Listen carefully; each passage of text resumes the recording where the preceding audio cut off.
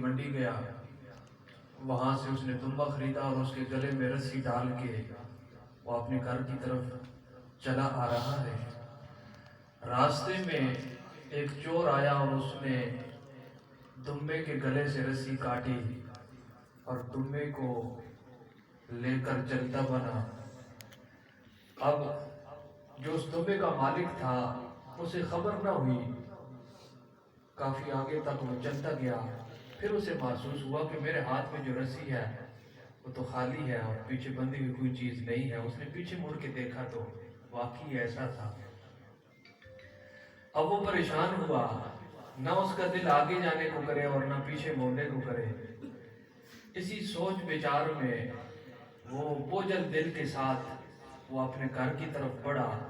लेकिन थोड़ा उसने सफर किया, आगे जाके वो देखता है कि एक शख्स कुएं के दाने खड़ा है और परेशान है। जब ये वहां तक पहुंचा तो कहने लगा, यार मेरा बटुआ इस कुएं के पानी में गिर गया है, लेकिन जो शख्स इस पानी से मुझे मेरा बटुआ निकाल के देगा मैं उसे 100 रुपए इनाम दूंगा। अब इस शख्स ने जो मंडी से दुम्बा खरीदा था उसकी कीमत 50 रुपए थी मसलन। तो ये अंदर से खुश हुआ कि मेरी जो रकम चोरी हो गई है दुम्बे की सूरत में वो भी वापस आ जाएगी और 50 रुपए मुझे बच भी जाएंगे। इसे इजाफी कपड़े उतारा और कुएं में उतरा और बटुए को तलाश किया, लेकिन किसी का गिरा हुआ होता तो उसे मिलता ना। काफी तलाश के बाद जब ये खाली हाथ ऊपर चढ़ा तो क्या देखता है कि वो शख्स भी गायब है और उसके कपड़े भी गायब है। अब ये फिर परेशान हुआ और पहले से ज्यादा परेशान हुआ। अब मौलाना रूम रहमतुल्लाह ताला अलैह फरमाते हैं कि जिसने इसका दुम्बा चोरी किया था और जिसने इसके कपड़े उठाए थे वो एक ही शख्स था। अब इस हिकायत को जिक्र करने के बाद मौलाना साहब हमें ये बात समझाना चाहते हैं कि लोगों, तुम्हारे पीछे भी एक दुश्मन पड़ा हुआ है जो चोरी करना चाहता है और उसका नाम शैतान है। शैतान चोरी करना चाहता है, तुम्हें लूटना चाहता है और तुम्हें बर्बाद करना चाहता है। शैतान क्या लूटेगा? उसने तो पहले दुम्बा चुराया और फिर कपड़े उसके चुराए।